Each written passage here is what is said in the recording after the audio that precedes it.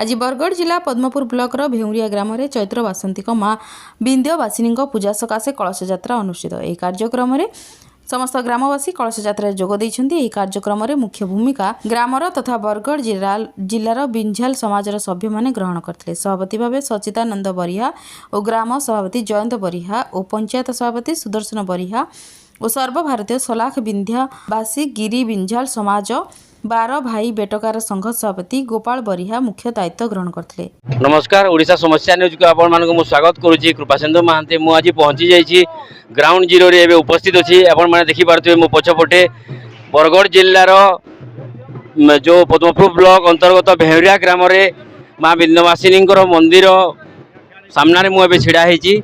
मो पछपटे महिला माने छिड़ा हेजंती। समाने तांको आज कार्यक्रम रे जोग देबा पई आसी जंती। कलश यात्रा एबे कार्यक्रम आरंभ हेबो। आपन को परिचय देबे। नमस्कार आज्ञा, मोर ना सुदर्शन बरिया आज्ञा। मु एरा हमर मंदिर कमिटी रा गोटे मेंबर है। आउ एटा बहुत वर्ष हमर पूजाटा चली आउछि। गत वर्ष बहुत धूमधाम रे हेतला। ई वर्ष ओटिके बहुत धूमधाम रे होइछि।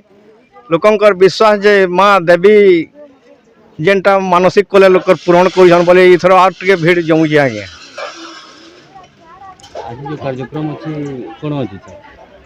आज कार्यक्रम हेबा एटा हमें कलसी यात्रा आरंभ करमु। पूरे प्रोसेसन हेबा हमर सर्कट पाली नो बहारी आरंभ हे करी पूरा बाहरे आरंभ हेबा। तबे सेनु सरले कि इनो हमर कार्यक्रम अछि। हमर बिझाल समाज रो विभिन्न सांस्कृतिक कार्यक्रम हेबा। पूजाटा केते दिन चलिबो सर? एरा 2 दिन चलबा आगे। आज यार कल समाप्त हेबा। आज का एटा कार्यक्रम हेबा सांस्कृतिक कार्यक्रम। कल का हमर लागविंधा कार्यक्रम हेबा से हमर पड़िया न हेबा। और राति लोकर एरा ए हमर डोर करमु लोकर रात कटावाल लगे आए। सांस्कृतिक कार्यक्रम डोर हेबा कल का।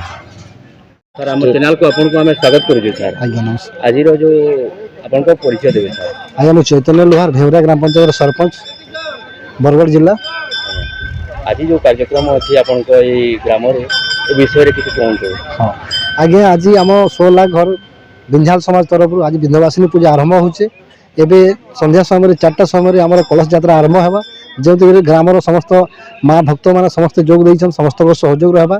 समस्त गाँव मिलित उद्यम रे पूजाटा आरंभ करा जिवो। आज